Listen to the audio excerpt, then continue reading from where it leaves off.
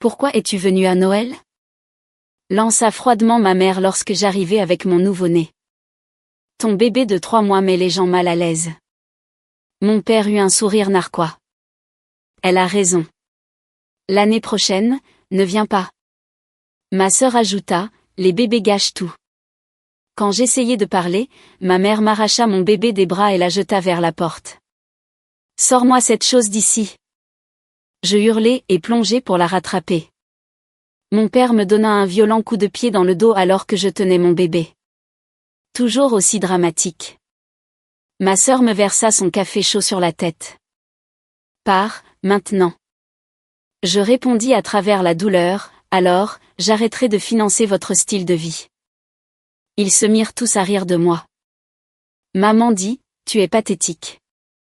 Mais les rires cessèrent quand je sortis une liasse de documents juridiques et dis quelque chose qui les fit blêmir. L'air hivernal mordait à travers mon manteau. Je me tenais sur le porche de la maison de mon enfance. Ma fille de 3 mois, Grace, était blottie contre ma poitrine dans son porte-bébé. La neige avait commencé à tomber 1 heure plus tôt, poudrant l'allée familière où j'avais appris à faire du vélo, où j'avais pris mes photos de balles de promo, d'où j'étais partie pour l'université avec des rêves plus grands que ce que cette petite ville du Connecticut pouvait contenir. Mes doigts tremblaient en tendant la main vers la sonnette, sans que je puisse dire si c'était à cause du froid ou de l'appréhension. Noël avait toujours été la tradition sacrée de notre famille. En grandissant, décembre signifiait des semaines de préparation. La maison se transformait en un lieu magique avec des guirlandes et des lumières, l'odeur de la cannelle et du pain remplissant chaque pièce. Ma mère, Lorraine, passait des jours à pâtisser, son comptoir de cuisine enseveli sous les biscuits et les gâteaux. Mon père, Graham, installait les lumières le long des avant-toits avec une précision méticuleuse, reculant toutes les quelques minutes pour vérifier son travail. Ma sœur Vanessa et moi nous disputions pour savoir qui placerait l'étoile au sommet du sapin. Une bataille qui se terminait toujours par nos rires à toutes les deux, tandis que papa nous soulevait ensemble. Mais les traditions ont une façon de révéler leurs fissures lorsque la vie change. Je pressai la sonnette. À travers les panneaux de verre dépolis à côté de la porte, je pouvais voir du mouvement, entendre des rires et de la musique s'échapper de l'intérieur. Grace s'agita contre moi, émettant les petits reniflements qui signifiaient qu'elle se réveillerait bientôt pour sa tétée. J'avais soigneusement calculé le trajet, espérant arriver entre 2 siestes, priant pour qu'elle soit assez calme et silencieuse pour que ma famille puisse surmonter son malaise initial face au bébé. La porte s'ouvrit brusquement. Lorraine se tenait là, vêtue d'un pull cramoisi, ses cheveux parfaitement coiffés, son sourire se figeant à l'instant où elle réalisa qui se tenait devant elle. « Pourquoi es-tu venue à Noël ?» Les mots sortirent, plats, assez froids pour rivaliser avec le vent de décembre. Je clignai des yeux, certaine d'avoir mal entendu. « Maman, c'est moi. J'ai envoyé un texto la semaine dernière pour dire que je venais. Tu as dit que c'était d'accord. C'était avant que je réalise que tu amènerais ce bébé. » Elle ne bougea pas de l'embrasure de la porte, son corps formant une barrière entre moi et la chaleur intérieure. Derrière elle, je pouvais voir ma sœur Vanessa mettre les assiettes sur la table de la salle à manger. Mon père, Graham, versant du vin dans des verres en cristal. Elle s'appelle Grace, ma voix sortit plus faible que je ne l'avais prévu. C'est ta petite fille. Les yeux de Lorraine balayèrent le porte-bébé, son expression tordue par quelque chose que je ne pouvais pas tout à fait nommer. Du dégoût? Du ressentiment? Graham apparut derrière elle, faisant tournoyer le liquide bordeaux dans son verre. Son sourire narquois était plus coupant qu'un couteau. Elle a raison. L'année prochaine, ne viens pas revient quand les enfants seront assez grands pour bien se comporter. Le monde bascula légèrement. C'étaient mes parents, les gens qui m'avaient élevé, qui avaient célébré chaque étape de ma vie, qui avaient pleuré à ma remise de diplôme universitaire. Pourtant, ils se tenaient là, bloquant leur propre porte, discutant de ma fille comme si elle était un colis encombrant livré à la mauvaise adresse. J'ai conduit 4 heures pour être ici. Ma gorge se serra. Grace fait partie de cette famille maintenant. Vanessa les rejoignit sur le seuil, son expression un miroir de la désapprobation de notre mère. Les bébés gâchent tout. Les pleurs, le désordre, l'attention constante dont ils ont besoin. Ce dîner est prévu depuis des semaines. On ne peut pas le laisser perturber. Elle a 3 mois, dis-je, luttant pour garder une voix stable. Elle dort la plupart du temps. J'ai apporté tout ce dont j'ai besoin pour m'occuper d'elle discrètement. Oh, tu as apporté ton numéro de cirque, Vanessa leva les yeux au ciel, les biberons et les couches, et tout ce chaos. Exactement ce dont nous avons besoin pour un élégant dîner de Noël. J'ouvris la bouche pour répondre, pour me défendre, pour leur faire comprendre que Grace était une personne méritant amour et accueil. Avant que je puisse former les mots, les mains de Lorraine jaillirent. Elle attrapa Grace du porte-bébé avec une force choquante, arrachant ma fille sans aucun égard pour la manière délicate dont les nourrissons doivent être manipulés. « Sors-moi cette chose d'ici !» Le temps se fractura en un terrible ralenti. Lorraine arracha Grace de ma poitrine et la projeta vers l'encadrement de la porte. Mon bébé, ma toute petite fille de 3 mois, en l'air, dégringolant. Le cri s'échappa de ma gorge alors que je me précipitais en avant, plongeant avec chaque once de vitesse que je possédais. Mes bras tendus, les doigts écartés, le cœur battant contre mes côtes. Je la rattrapai de justesse. Mes épaules heurtèrent violemment le cadre de la porte alors que je tournais mon corps autour de Grace, la berçant contre moi, absorbant l'impact qui aurait dû la frapper. Une douleur explosa dans ma clavicule, mais je m'en fichais. Je ne pouvais me soucier de rien d'autre que de la vie fragile dans mes bras. Grace se mit à hurler, son visage devenant tout rouge, son petit corps tremblant sous le choc et le mouvement brusque. Je la serrai contre moi, la vérifiant désespérément, passant mes mains sur sa petite forme, cherchant des blessures. Alors que mon propre corps tremblait d'adrénaline et de terreur, ses pleurs s'intensifièrent, perçants et paniqués. Le son d'un nourrisson qui venait de vivre quelque chose de terrifiant au-delà de sa compréhension. Toujours aussi dramatique, la voix de Graham vint d'en haut. Puis son pied heurta violemment mon dos. Le coup me projeta en avant et je m'enroulai instinctivement autour de Grace, mon corps servant de bouclier, encaissant le coup qui aurait pu la frapper à la place. Une douleur brûlante irradia de ma colonne vertébrale alors que je luttais pour rester debout, pour garder mon bébé en sécurité pendant que mon propre père nous attaquait. « Arrête » haltai-je, mais le mot sortit faible, noyé par les pleurs de Grace. Un liquide chaud se déversa soudainement sur ma tête. Du café. Vanessa se tenait au-dessus de moi, sa tasse vide inclinée, ce rictus familier sur son visage. Le liquide me brûla le cuir chevelu, coula dans mon cou, trempa mon manteau. L'odeur d'un expresso cher se mêlait aux cris terrifiés de ma fille. Maintenant, Vanessa jeta la tasse de côté, la porcelaine se brisant contre les carreaux du porche. Je me relevai péniblement, chaque muscle hurlant, Grace pressée contre ma poitrine pendant que j'essayais de la calmer. Mes mains bougeaient en pilote automatique, la vérifiant à nouveau, lui murmurant des mots rassurants tandis que mon esprit vacillait face à ce qui venait de se passer. Ma mère avait jeté mon bébé. Mon père m'avait frappé alors que je la tenais. Ma sœur m'avait brûlé et en avait ri. Alors, j'arrêterai de financer votre style de vie. Les mots sortirent à travers mes dents serrées, la douleur rendant ma voix dure. Ce n'était pas une menace que j'avais prévu de faire, mais la rage, la blessure et l'instinct de mère ours se combinèrent en quelque chose de tranchant et de véridique. Les 3 se mirent à rire. Vraiment à rire. Graham se plia légèrement en 2, son vin débordant. Vanessa se tenait le ventre, ses gloussements aigus et moqueurs. Le visage de Lorraine se fendit d'un sourire qui semblait presque sauvage. « Tu es pathétique », réussit à dire Lorraine entre 2 rires. « Quel style de vie ? Tu penses qu'on a besoin de tes petites contributions ? » Ma main plongea dans la poche de mon manteau. Le dossier que je portais semblait plus lourd qu'il n'aurait dû. Les papiers à l'intérieur représentaient des mois de préparation silencieuse. Je le sortis, retirai l'élastique qui le maintenait et laissai les documents se déplier dans mes mains. Ce sont les relevés de l'hypothèque de cette maison. Ma voix se stabilisa tandis que je parlais, chaque mot délibéré. Ce que je paie depuis 7 ans. Ce sont les papiers du prêt pour la voiture de papa, signés par moi en tant qu'emprunteur principal. Voici le relevé de la carte de crédit pour le dépôt de garantie de l'appartement de Vanessa, que j'ai couvert. Et voici les virements bancaires que j'ai faits chaque mois depuis que j'ai lancé mon entreprise. Des milliers de dollars qui maintiennent cette famille à flot. Les rires moururent. Le sourire narquois de Graham disparut. Le visage de Vanessa devint pâle. La main de Lorraine vola à sa gorge. De quoi parles-tu? La voix de Vanessa sortit, faible. Je parle du fait que je finance toute cette famille depuis que j'ai 25 ans. Je déplaçais Grace sur un bras, tenant les papiers en l'air avec l'autre.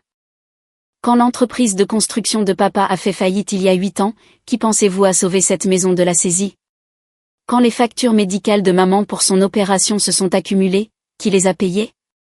Quand Vanessa ne pouvait pas payer son loyer après avoir quitté son 3e emploi, qui l'a couverte? Le visage de Graham était passé du rouge au cendré. Tu n'as jamais dit que tu voulais de la reconnaissance.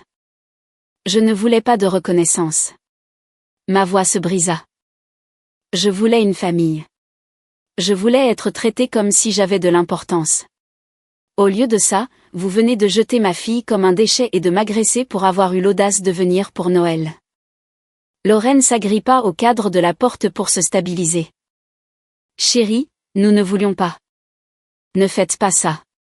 Je reculai, Grace se calmant enfin contre moi, son petit poing blotti contre ma poitrine. Ces documents incluent également des avis de résiliation. Les paiements de l'hypothèque s'arrêtent aujourd'hui. Le prêt automobile devient entièrement votre responsabilité, avec effet immédiat. Chaque carte de crédit que j'ai co-signée, chaque facture que j'ai couverte, chaque virement mensuel se termine maintenant. Tu ne peux pas faire ça. La voix de Vanessa monta en un cri perçant. On va tout perdre. Vous auriez dû y penser avant de traiter votre nièce comme une ordure. Je repliai soigneusement les papiers dans le dossier. J'ai aussi contacté un avocat la semaine dernière, juste au cas où quelque chose comme ça arriverait, même si je priais pour que ce ne soit pas le cas. Son nom est Gareth Matthews. Il a déjà déposé une plainte en mon nom pour agression et mise en danger d'enfant, avec des photos que j'ai prises d'un traitement similaire lors de ma dernière visite quand j'étais enceinte. C'était partiellement vrai. J'avais contacté Gareth, un vieil ami d'université devenu avocat en droit de la famille. J'avais discuté de l'hostilité croissante de ma famille pendant ma grossesse, de leurs commentaires sur la façon dont je gâchais ma vie, de leurs suggestions de ne pas garder le bébé. Gareth m'avait conseillé de tout documenter, de conserver des enregistrements des conversations et des visites. Je n'avais pas encore déposé de plainte, mais la menace atterrit avec le poids dont j'avais besoin. Tu bluffes, dit Graham, mais sa voix tremblait. Vraiment? Je croisai son regard. Vous voulez tester cette théorie? Parce que j'ai des dizaines de textos de maman me disant de ne pas amener cette erreur aux événements familiaux. J'ai des messages vocaux de Vanessa disant que les bébés sont des parasites. J'ai un enregistrement vidéo de Thanksgiving où vous discutez tous les trois de la façon dont je me suis piégée avec une grossesse non désirée, même si Grace était très désirée. La main de Lorraine quitta le cadre de la porte. Nous ne faisions que parler. Vous planifiez mon isolement. Vous essayez systématiquement de me convaincre d'abandonner ma fille pour que je puisse rester votre compte en banque personnel, sans la complication d'un enfant interférant avec les réunions de famille. La clarté me frappa en prononçant ces mots. Vous ne vous êtes jamais soucié que je sois heureuse. Vous vous êtes soucié que je sois utile. La neige tombait plus fort maintenant, s'accumulant sur les marches du porche, sur la rampe, sur mes épaules, alors que je faisais face aux personnes qui étaient censées m'aimer inconditionnellement. Attends. Vanessa fit un pas en avant. Parlons-en raisonnablement. Raisonnablement? Je remontai Grace plus haut sur mon épaule. Tu m'as versé du café chaud sur la tête il y a 30 secondes. Ce navire a non seulement coulé, mais il est devenu un récif. Graham posa son verre de vin sur la table de l'entrée avec un soin excessif. Le paiement de l'hypothèque est dû dans 5 jours. Nous n'avons pas cet argent. Alors je vous suggère de commencer à trouver comment le gagner. Je me tournai vers ma voiture garée sur le trottoir, son moteur toujours en marche, la chaleur gardant l'intérieur chaud pour le retour de Grace. J'ai passé 7 ans à sacrifier ma propre sécurité pour maintenir la vôtre.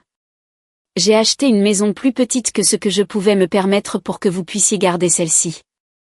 J'ai conduit des voitures d'occasion pendant que papa avait des camions neufs. J'ai retardé mon propre mariage parce que Vanessa avait besoin d'argent pour le sien. Tu t'es mariée? La voix de Lorraine contenait une surprise sincère. Non. Je l'ai retardé si longtemps que mon fiancé m'a quitté.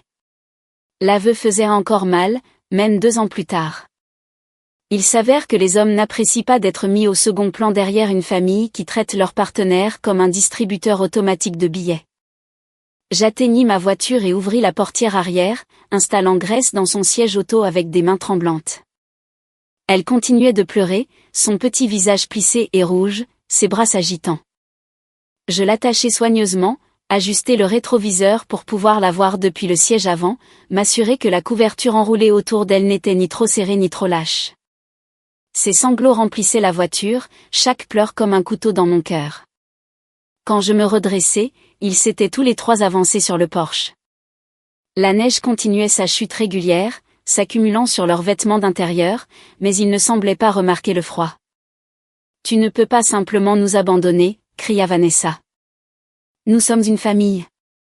Une famille ne s'agresse pas mutuellement. » Je fis le tour du côté conducteur. Une famille ne jette pas les bébés. Une famille ne frappe pas quelqu'un qui tient un nourrisson. Une famille ne se moque pas, ne brûle pas et ne rit pas quand quelqu'un souffre. On a été surpris, dit Lorraine, sa voix prenant ce ton mielleux qu'elle utilisait quand elle voulait quelque chose. Le fait que tu te présentes avec un bébé nous a surpris. Nous avons mal réagi. Vous avez réagi violemment. J'ouvris la portière de la voiture. Il y a une différence entre être surpris et commettre une agression. Que veux-tu? La voix de Graham était passée en mode négociation, le même ton qu'il utilisait avec les clients difficiles. De l'argent, des excuses? Dit-on pris pour que les paiements continuent. La question révélait tout ce qui n'allait pas dans notre relation. Il offrait d'acheter ma docilité, d'acheter la poursuite de ma servitude sans comprendre que ce que je voulais, c'était simplement de l'amour. Je veux que vous compreniez ce que vous avez fait.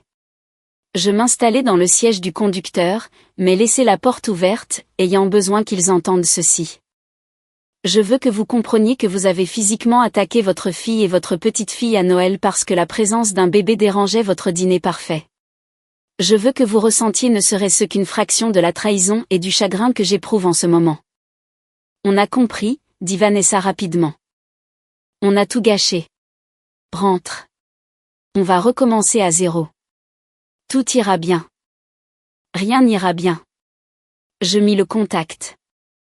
Parce que même si vous vous excusez, même si vous pleurez et promettez de changer, je ne vous ferai plus jamais confiance près de ma fille. Vous m'avez montré exactement qui vous êtes quand les choses ne vont pas dans votre sens. Lorraine descendit les marches du Porsche, se dirigeant vers ma voiture. S'il te plaît, ne fais pas ça. Nous avons besoin de toi. Vous avez besoin de mon argent. Je mis la voiture en marche avant. Vous n'avez pas besoin de moi. Vous n'avez pas eu besoin de moi en tant que personne depuis que je suis devenue utile en tant que ressource. Ce n'est pas vrai. Sa voix se brisa. Tu es ma fille. Je t'aime. Tu as jeté mon bébé vers un encadrement de porte. Les mots sortirent plats, sans émotion, car si je me laissais ressentir tout le poids de cette action, je m'effondrerais. Ce n'est pas de l'amour. Ce n'est même pas de la décence humaine élémentaire. Graham rejoignit Lorraine dans l'allée, la neige trempant ses pantoufles. Alors, vendez la maison. Je serrai le volant. Prenez plus petit. Trouvez des emplois qui soutiennent réellement votre style de vie au lieu de compter sur votre fille pour tout financer. Rejoignez le reste du monde en assumant la responsabilité de vos propres choix financiers. Cette maison est dans notre famille depuis 30 ans. La voix de Lorraine monta en un hurlement. Et elle aurait dû être vendue il y a 5 ans, quand vous ne pouviez plus vous permettre les paiements. Je vérifiai mon rétroviseur, vis Grace dormir paisiblement, inconsciente du drame à l'extérieur. J'ai entretenu votre déni en couvrant le déficit. Ça se termine maintenant. Vanessa resta sur le porche, les bras croisés, son expression calculatrice plutôt que pleine de remords. Elle avait toujours été la plus froide des 3, la plus pragmatique, celle qui avait convaincu nos parents que je leur devais un soutien financier parce que j'avais eu la chance de créer une entreprise de design graphique prospère. Et le prêt auto, demanda Graham. Ça affecte mon crédit si tu arrêtes de payer. Tu aurais dû y penser avant de me frapper. Je relâchai le frein à main. Son visage devint violet. Tu n'oserais pas. Regarde-moi faire. Je fermai la portière, mettant fin à la conversation. En m'éloignant, je les observai dans le rétroviseur. 3 silhouettes debout dans une allée le jour de Noël, la neige s'accumulant autour d'elles, leurs vacances parfaites détruites par leur propre cruauté. Une partie de moi voulait pleurer la famille que je pensais avoir. Une autre partie ne ressentait qu'un soulagement froid d'avoir enfin pris mes distances avec des personnes qui m'étouffaient lentement avec leurs besoins et leurs exigences. Les pleurs de Grace s'étaient calmés en sanglots saccadés au moment où j'atteignis l'autoroute. Le rythme de la voiture l'apaisa progressivement, bien qu'elle se réveillât en sursaut 2 fois pendant la première heure. Son petit corps se souvenant du traumatisme même si son esprit de nourrisson ne pouvait pas le traiter. Chaque fois qu'elle criait, je m'arrêtais pour la réconforter, la tenant contre ma poitrine jusqu'à ce que les tremblements cessent et que sa respiration se régularise. Peut-être que c'était pour le mieux. Grace tomba finalement dans un sommeil profond pendant la 3e heure, épuisée par les pleurs et le bouleversement émotionnel. Elle n'avait aucun souvenir conscient de ce qui s'était passé, mais je savais que le traumatisme infantile pouvait laisser des marques qui n'apparaîtraient que des années plus tard. Je devrais surveiller les signes, être prête à lui obtenir de l'aide si l'expérience affectait son développement. Le trajet de retour à mon appartement prit 6 heures à travers une météo qui se détériorait. Je m'arrêtai 2 fois pour nourrir et changer Grace, assise dans les toilettes d'une aire de repos et pensant à la bifurcation que je venais de créer sur le chemin de ma vie. Couper les ponts avec ma famille signifiait perdre les gens qui m'avaient élevé, abandonner les traditions que je chérissais, accepter que certaines relations étaient trop endommagées pour être sauvées. Cela signifiait aussi la liberté. Mon téléphone sonna constamment pendant le trajet. J'ignorais chaque appel. Au moment où je me garais sur ma place de parking, 37 appels manqués et 42 messages textes encombraient mon écran. Je n'en lus aucun. À la place, je montai Grace, l'installai dans son berceau et me préparai une tasse de thé. Le silence dans mon appartement semblait différent de d'habitude. Typiquement, le calme me dérangeait, me rappelant mon isolement, soulignant mon statut de mère célibataire. Ce soir, la paix m'enveloppa comme une couverture. Pas d'exigence, pas de culpabilisation, pas d'attente que je sacrifie mon propre bien-être pour des gens qui ne sacrifieraient rien pour moi. J'appelai Gareth Matthews. Il répondit à la 2e sonnerie, sa voix chaleureuse malgré l'heure tardive. Appelé le soir de Noël. Ça doit être important. C'est arrivé. Je m'installai sur mon canapé, réchauffant mes mains. Tout ce dont nous avions discuté comme pire scénario. Ils ont jeté Grace. Mon père m'a frappé. Ma sœur m'a brûlé avec du café. Dis-moi que tu es sorti de là en sécurité. Sa voix passa en mode avocat, tranchante et concentrée. Nous sommes à la maison. Grace va bien. Je suis contusionnée mais fonctionnelle. Je sirotai le thé, laissant la chaleur s'infiltrer dans mes os. Coup intelligent dans ces circonstances. Des papiers bruissèrent en arrière-plan. Maintenant, nous devons en faire une réalité. Je déposerai la plainte officielle dès demain matin. Avec ta permission, je demanderai aussi une ordonnance restrictive. L'agression contre toi alors que tu tenais un nourrisson, combinée à un schéma clair de harcèlement pendant ta grossesse, devrait être un motif suffisant. Est-ce que ça nuira à ma crédibilité? Déposer des accusations contre mes propres parents à Noël? Ta crédibilité n'est pas le problème. Son ton s'adoucit. Ta sécurité l'est. La sécurité de Grace l'est. S'ils sont prêts à t'attaquer physiquement pour t'être présenté avec un bébé, que se passera-t-il la prochaine fois qu'ils n'obtiendront pas ce qu'ils veulent? La question atterrit comme une pierre dans une eau calme, des ondes se propageant à travers ma conscience. J'avais passé 7 ans à gérer leurs réactions, à amortir leurs échecs avec mes propres ressources, à absorber leurs déceptions et leurs frustrations. Le schéma ne s'arrêterait pas si je ne l'arrêtais pas. Dépose tout. J'ouvris les yeux, fixant le plafond. Plainte, ordonnance restrictive, toutes les protections légales que nous pouvons établir. Bien. Envoie-moi par email des photos de tes blessures ce soir, pendant qu'elles sont fraîches. Documente tout. Il fit une pause. Le processus d'ordonnance restrictive prendra quelques semaines. Jusqu'à ce qu'elle soit accordée, ils peuvent légalement te contacter. Filtre tes appels. Sauvegarde chaque message. N'interagis pas directement avec eux. Je comprends. Ma voix sortit plus stable que je ne me sentais. Comment te sens-tu, émotionnellement? Honnêtement, je ne sais pas, l'aveu sembla plus facile que prévu. Une partie de moi est dévastée. Une partie de moi est soulagée. Surtout, je suis juste fatiguée. C'est normal. Tu portes ce fardeau depuis des années. Le déposer ne donne pas immédiatement une sensation de liberté. Donne-toi du temps pour t'adapter. Nous parlâmes encore 20 minutes, couvrant la logistique, les stratégies juridiques et les préoccupations pratiques concernant l'argent que je versais. Quand nous raccrochâmes, j'avais un plan clair pour la semaine suivante. Commencer le processus pour refinancer l'hypothèque entièrement au nom de mes parents ou forcer une vente s'ils ne pouvaient pas se qualifier.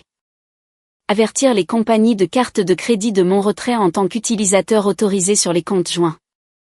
Commencer la documentation pour transférer entièrement le titre de propriété de la voiture de papa à son nom ou récupérer le véhicule, puisqu'il était à mon nom. Chaque étape ferait mal. Chaque action ressemblerait à une trahison, à l'abandon de personnes qui avaient besoin de moi. Mais les mots de Gareth résonnaient dans mon esprit. Ma sécurité comptait. La sécurité de Grace comptait plus que de maintenir des relations avec des gens qui avaient prouvé qu'ils accordaient plus de valeur à l'argent qu'à la décence humaine.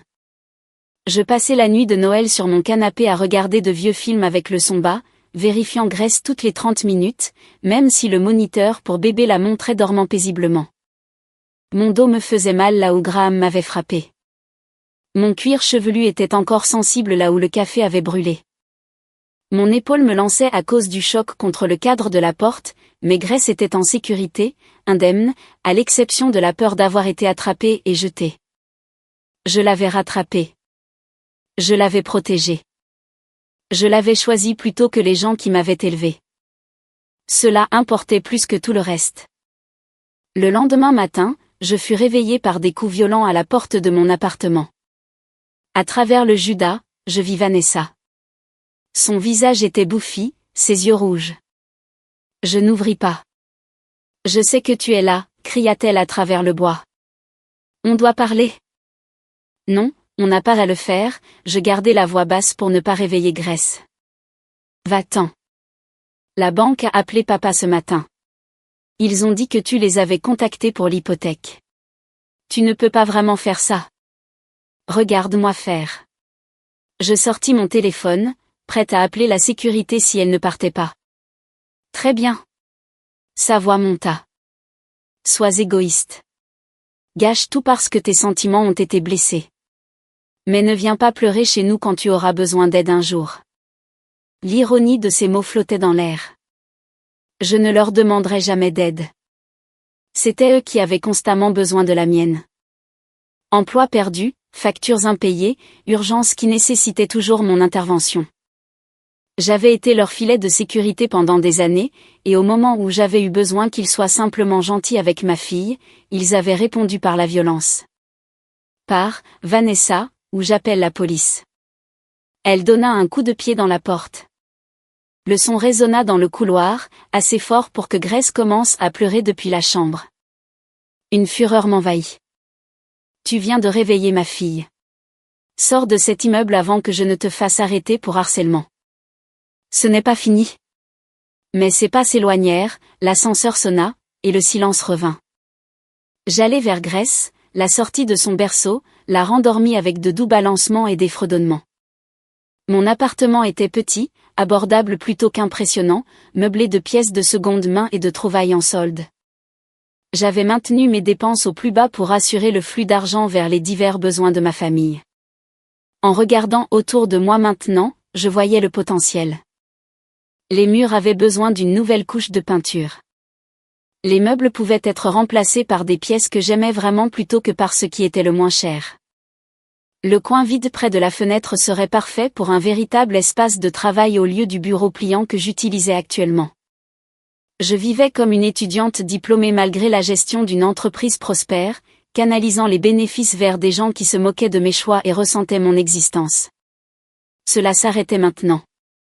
Grace méritait une mère qui s'estimait assez pour créer un vrai foyer, pas une station de passage temporaire où nous attendions la prochaine urgence familiale pour drainer nos ressources. Le premier grand changement survint lorsque j'examinais correctement les comptes de mon entreprise pour la première fois depuis des années.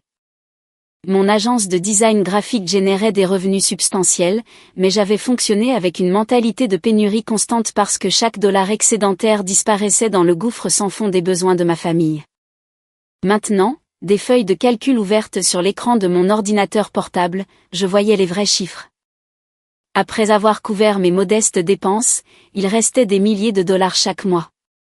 Des milliers que j'avais automatiquement transférés sur divers comptes familiaux sans même suivre où allait l'argent. Je créai un nouveau budget, de vrais meubles au lieu de trouvailles de vide-grenier, une garde d'enfants de qualité pour que je puisse me concentrer sur le travail client sans interruption constante, un véritable fonds d'urgence qui appartenait à Grace et à moi seul, intouchable par la crise de quiconque, une refonte professionnelle de mon site web pour attirer des clients mieux rémunérés. La liste s'allongea à mesure que je réalisais tout ce que je m'étais refusé en jouant les sauveuses de la famille. Ma mentor en affaires, Patricia, remarqua immédiatement le changement lors de notre bilan trimestriel. « Tu sembles différente, dit-elle, m'étudiant à travers la table du café. Plus concentrée, moins distraite. J'ai coupé les ponts avec certaines relations toxiques. Les mots semblaient encore étranges, avouer ce que j'avais fait. Il s'avère qu'elle ne drainait pas seulement de l'argent. » Patricia hocha lentement la tête. « La famille ? C'est si évident que ça ? J'ai déjà vu ça. Des gens talentueux freinés par des proches qui les traitent comme des distributeurs automatiques. » Elle remua son latte pensivement. « La culpabilité les ronge généralement pendant des mois. Tu sembles étonnamment en paix. Ils ont jeté ma fille. » La phrase sortit, plate. Difficile de se sentir coupable de la protéger de gens qui lui feraient du mal. L'expression de Patricia passa de l'horreur à la compréhension. Eh bien, ça rend la décision assez claire, n'est-ce pas ? Ça l'était. Chaque fois que le doute s'insinuait, chaque fois que je me demandais si j'avais surréagi, je me souvenais de Grace dégringolant dans les airs. Je me souvenais de l'impact de la botte de Graham contre ma colonne vertébrale. Je me souvenais du rire de Vanessa alors que le café chaud me brûlait le cuir chevelu. Ces souvenirs formaient un bouclier impénétrable contre les tentatives de la culpabilité de me ramener dans le dysfonctionnement. Au cours des semaines suivantes, le harcèlement s'intensifia avant que l'ordonnance restrictive ne soit finalisée. Lorraine appelait, pleurant quotidiennement, me suppliant de reconsidérer, promettant qu'il changerait, jurant qu'il ne ferait plus jamais de mal à Grace. Graham oscillait entre la rage et la supplication, ses messages alternant menaces et appels désespérés. Vanessa tenta la manipulation, envoyant des photos d'avis d'expulsion et de factures en souffrance, prétendant que je détruisais la famille. Je sauvegardai chaque message, transmis tout à Gareth, et ne répondis à aucune tentative de contact. 3 semaines après Noël, l'ordonnance restrictive fut accordée. Il était interdit à ma famille de me contacter ou de s'approcher à moins de 500 pieds, environ 150 mètres, de mon domicile ou de mon lieu de travail. Le harcèlement cessa immédiatement après la signification de l'ordonnance. La société de prêt hypothécaire résista initialement à ma demande d'être retirée du prêt, invoquant l'impact sur le crédit de Graham et Lorraine. Gareth expliqua que je devais soit être libérée de l'obligation, soit forcer la vente de la propriété.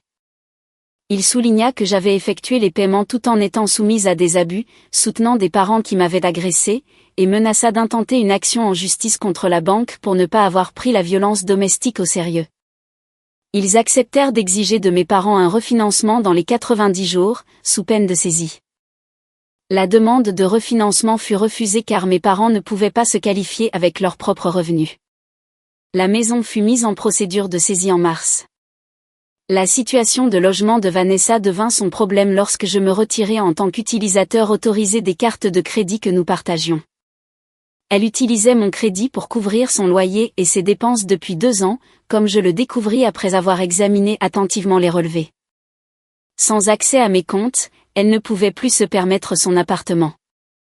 Elle choisit de retourner vivre avec nos parents en février au lieu de trouver un travail qui couvrait réellement ses factures. La voiture de Graham fut saisie après 3 paiements manqués. Il s'avéra qu'il ne pouvait pas se permettre la mensualité sans mes contributions. Il dut se contenter d'une berline de 15 ans qui fonctionnait à peine. Je me sentis coupable de tout cela. Le conditionnement de plusieurs années ne disparut pas du jour au lendemain.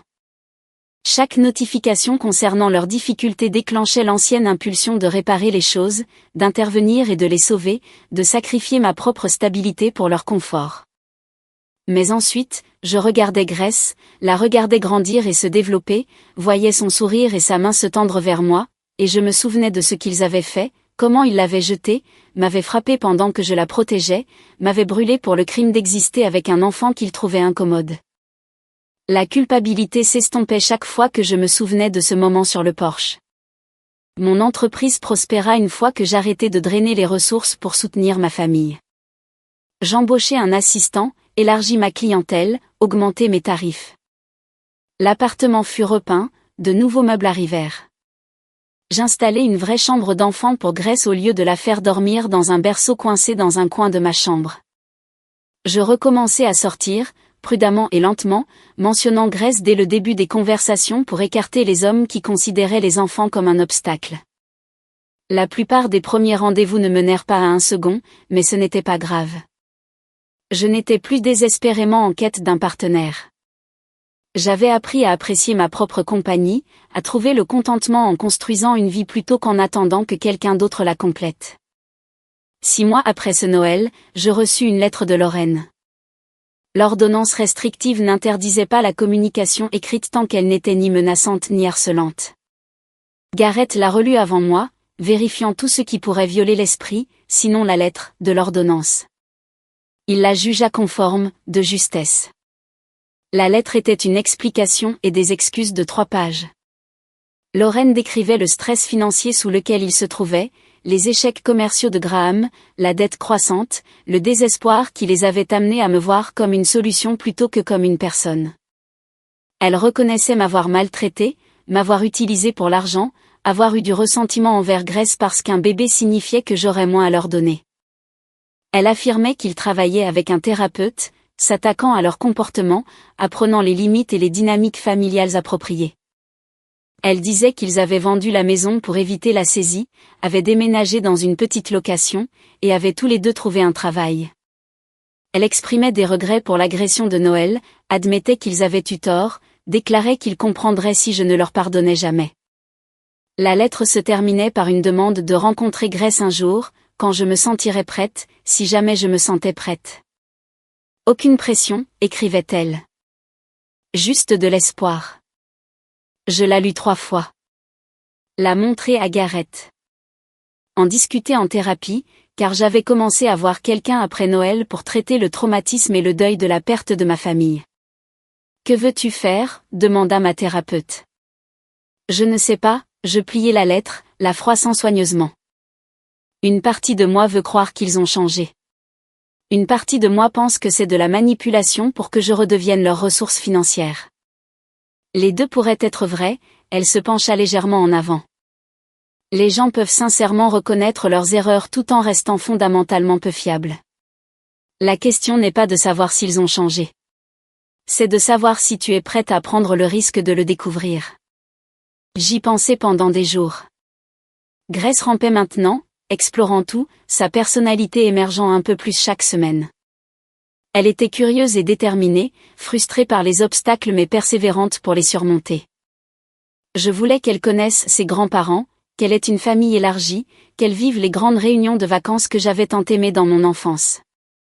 Mais je la voulais aussi en sécurité, protégée, élevée par des gens qui la valorisaient de manière inhérente plutôt que conditionnelle. 3 semaines après avoir reçu la lettre, je répondis.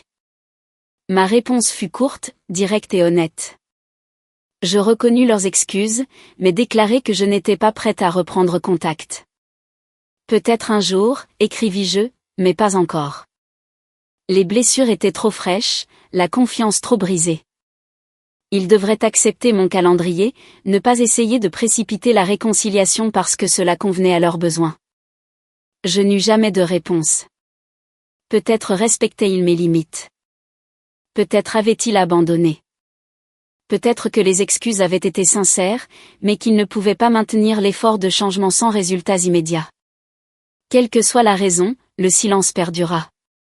Le printemps fit place à l'été. Puis l'automne arriva avec son air vif et ses feuilles changeantes. Grace grandit rapidement, franchissant des étapes qui me remplissaient d'émerveillement et parfois de terreur. Elle se retournait constamment à 4 mois. Commença à manger des aliments solides à 6 mois, faisant d'adorables grimaces à chaque nouveau goût. À 8 mois, elle rampait partout, explorant chaque recoin de notre appartement avec une curiosité déterminée. Septembre arriva, marquant le premier anniversaire de Grace. Nous le célébrâmes avec une petite fête, juste quelques amis de mon groupe de réseautage professionnel et leurs enfants. Pas de famille élargie, pas de parents ni de sœurs, juste des gens qui avaient été là dans les moments difficiles, qui m'avaient soutenu lorsque j'avais coupé les ponts avec des relations toxiques, qui comprenaient que la famille choisie compte parfois plus que les liens du sang. Alors que je regardais Grace démolir son premier gâteau d'anniversaire, étalant du glaçage sur son visage avec un abandon joyeux, je sentis quelque chose s'installer dans ma poitrine. La paix, peut-être, ou l'acceptation. La famille dans laquelle j'étais née s'était révélée indigne de la confiance de ma fille. Mais la famille que j'avais construite, ce petit cercle d'amis et de soutien sincère, ils célébraient avec nous de manière authentique. Les paiements hypothécaires que je faisais autrefois allaient maintenant dans le fonds d'études de Grace. L'argent du prêt auto devint une épargne pour les urgences. Les paiements de cartes de crédit que j'avais couverts se transformèrent en investissement pour notre avenir. J'achetai une maison 18 mois après ce Noël. Rien d'extraordinaire, mais la nôtre. Un petit jardin pour que Grace puisse jouer. 2 chambres pour qu'elle ait son propre espace. Une cuisine où je pouvais cuisiner sans me sentir à l'étroit. Une maison qui nous appartenait, achetée avec l'argent que j'avais gagné et économisé, sans lien avec les besoins ou les exigences de quiconque. Le jour du déménagement fut un triomphe. Alors que je transportais des cartons à travers le seuil, Grace trottinant à mes côtés, je réalisais que j'avais construit quelque chose que mes parents n'avaient jamais eu, une stabilité authentique basée sur mes propres efforts plutôt que sur le sacrifice de quelqu'un d'autre. La sonnette retentit alors que je déballais des articles de cuisine. J'ouvris et trouvai un livreur tenant un énorme bouquet. Livraison pour la nouvelle maison de Grace, lut-il sur la carte. Je pris les fleurs, confuse, et sortis la petite enveloppe. À l'intérieur, l'écriture de Lorraine couvrait une simple carte, « Félicitations pour votre nouveau départ. Nous sommes fiers de toi. Amour éternel, maman et papa. » Pas d'adresse de retour. Pas de demande de contact. Juste une reconnaissance. Je mis les fleurs dans un vase sur le comptoir de la cuisine. Elles étaient magnifiques, chères, le genre d'arrangement qui demandait de la réflexion et de l'effort pour être commandé. Qu'elles représentent un changement sincère ou une simple culpabilité, je ne pouvais pas le savoir. Peut-être que cela n'avait pas d'importance. J'avais construit ma vie sans eux. Grace grandirait en sachant que sa mère avait choisi sa sécurité plutôt que de maintenir des relations brisées. Cette leçon importait plus que d'avoir des grands-parents qui s'étaient révélés dangereux. Alors que le soleil se couchait sur notre première nuit dans notre nouvelle maison, je berçais Grace pour l'endormir dans sa nouvelle chambre, fredonnant doucement, pensant au chemin qui nous avait menés ici. L'agression de Noël avait été terrible, traumatisante, destructrice d'une manière que je traitais encore. Mais elle avait aussi été clarificatrice. Parfois, les pires moments révèlent les vérités les plus importantes. Ma famille m'avait montré exactement qu'ils étaient face à un choix entre l'argent et l'amour, la commodité et la compassion, leur confort et la sécurité de mon enfant. Ils s'étaient choisis à chaque fois. J'avais choisi Grace. Je nous avais choisis. J'avais choisi un chemin différent de celui qu'ils voulaient que je suive, où j'existais principalement pour financer leur style de vie tout en acceptant les miettes d'affection qu'ils daignaient offrir. L'ordonnance restrictive restait en vigueur. Les limites de non-contact restaient fermes. Mais j'avais cessé de vérifier compulsivement mon téléphone pour les messages. Cessez de me demander s'il changerait. Cessez d'espérer une réconciliation que je n'étais pas prête à poursuivre. J'avais commencé à vivre au lieu de survivre. Commencé à prospérer au lieu de simplement faire face. Commencé à construire le genre de foyer que Grace méritait. Rempli de stabilité, d'amour et de la certitude absolue qu'elle était désirée, valorisée et protégée par-dessus tout. Cette nuit de Noël, où ils avaient jeté mon bébé et m'avaient agressé sur leur porche, avait été le pire moment de ma vie. Elle avait aussi été le début de la meilleure décision que j'ai jamais prise, choisir de cesser de m'immoler par le feu pour tenir au chaud des gens qui ne traverseraient même pas la rue pour m'aider si j'étais en flammes. Grace s'agita dans mes bras, sa petite main agrippant mon doigt dans son sommeil. Je baissai les yeux sur son visage paisible et ne ressentis rien d'autre que de la gratitude pour notre fuite, notre survie, pour avoir trouvé notre chemin jusqu'à ce moment de sécurité tranquille dans notre propre maison. La famille que j'avais perdue ne nous méritait pas de toute façon. La famille que j'avais construite, petite mais authentique, était plus que suffisante.